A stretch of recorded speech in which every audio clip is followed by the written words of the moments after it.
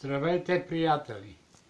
В предишното видео ви бях обещал, че ще споделя нови усещания във връзка с употребата на Елевейта и изпълнявам обещанието си.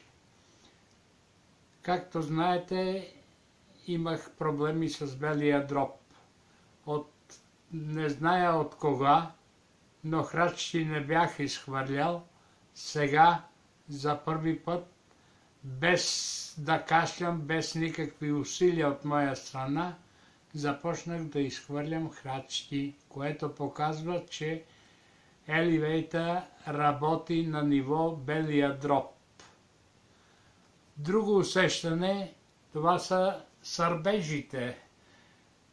Изхвърлям токсини от операцията до сега и когато са прекалено много, изпитвам сърбежи по гърба, главно по гръбначния сод, под мишките, по плещите, и тези сърбежи непрекъснато се премещават от едно място на друго, но непременно утихват постепенно, докато изчезнат.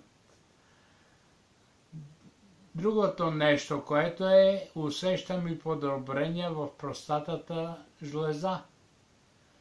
Преди в денонощието по няколко пъти ходех по малка нужда.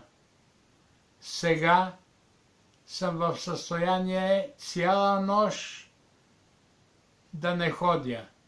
Вечер както си легна, сутрин към 7 часа, 8, когато се събудя, чак тогава.